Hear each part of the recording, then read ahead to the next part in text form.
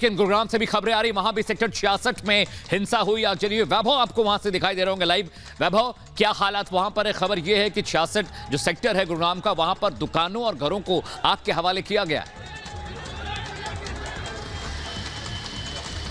बिल्कुल अमित, बात अगर गुरुग्राम की करें तो बीती रात यहां पर जो हिंसा हुई थी उसके बाद गुरुग्राम में स्थितियां जो है वो कहीं ना कहीं से पटरी पर आती हुई दिखाई दे रही थी। लेकिन एक बार फिर से गुरुग्राम के सेक्टर 66 और बादशाहपुर में आगजनी की घटनाएं सामने आई हैं।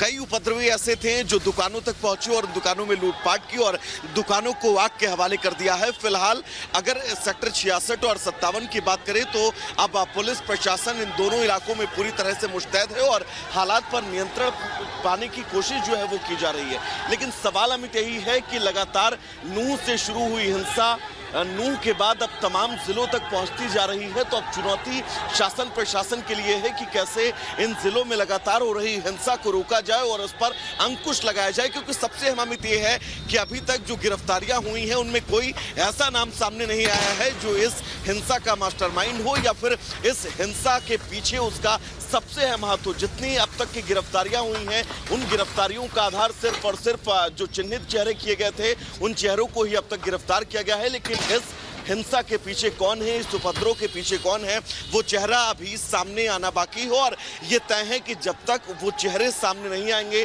तब तक जितने भी जिले और इन जिलों में लगातार हो रही हिंसा उस पर अंकुश लगाना एक बड़ा चैलेंज है शासन प्रशासन के सामने।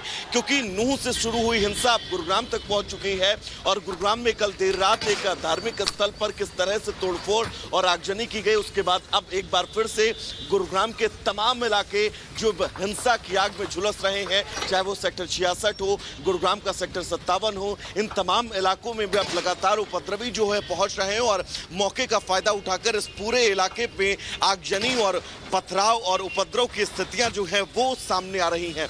बड़ा चैलेंज है शासन प्रशासन के सामने इन तमाम जिलों में एक साथ हो रही हिंसाओं पर अंकुश लगाना, इन तमाम जिलों में एक साथ हो रही हिंसा पर कैसे जो है वो ब्रेक लगाया जाए, इसको लेकर कोई बड़ी रणनीति बनाने की जो है वो जरूरत है। हालांकि खुद प्रदेश के गृह मंत्री अनिल विज ये कह चुके हैं कि किसी भी उस चेहरे को बख्शा नहीं जाएगा जो इस हिंसा में सबसे अहम होगा। अब उन चेहरों के पीछे लगातार कार्रवाई और कार्रवाई के सिलसिले के बीच लगातार गुरुग्राम के अंदर जो आगजनी की घटनाएं, उपद्रव की घटनाएं सामने आ रही हैं वो अपने आप में बहुत सारे सवाल खड़े कर दे रही हैं। सोहना में भी ये लगा था कि बिल्कुल वैभव, आप लगातार जो बड़ी जानकारी दे रहे हैं गुरुग्राम से।